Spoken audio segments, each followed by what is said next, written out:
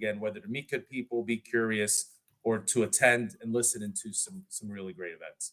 Yeah, I love that. One of the things, and this is just to level set the audience before we get into kind of the connection with entrepreneurs.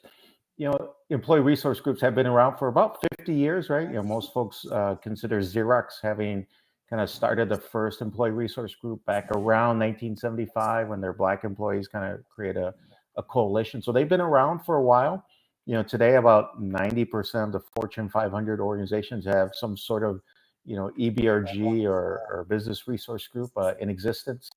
Most companies today, if they have these groups, 6 to 8's the usual number. So you have a woman's, a Black, a Latino, Asian, veterans, pride, disability. Those are kind of the usual suspects.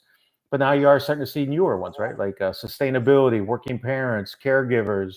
Some companies have even faith-based ERG. So we are starting to see, these ERGs not only have been around for a while, but they're really starting to become even more kind of diverse, right, in the kind of communities that they represent. I love the fact of how many of your members are actively engaged.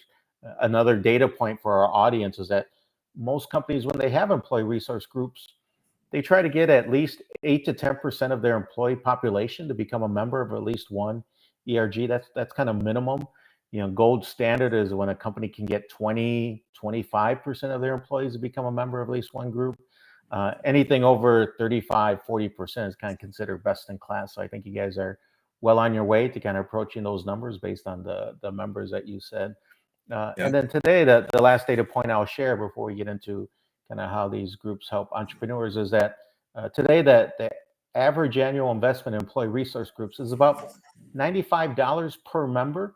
So that's not how companies allocate it. But if you have, say, a new ERG that has 100 members, however you define that, well, an ERG of that size will have an annual budget of $9,500, right? If you have an ERG that maybe has been around a little bit longer and they get up to 200 members, well, an average an ERG of that size has an annual budget of $19,000. So that $95 per member. It's a great way for companies to kind of just benchmark to say, hey, are we about average? Are we giving more than that, less than that? Again, that's not how companies allocate it, but it's probably the only way to measure big companies with small companies. So anyhow, just wanted to drop some knowledge, kind of show off a little bit my expertise on ERGs.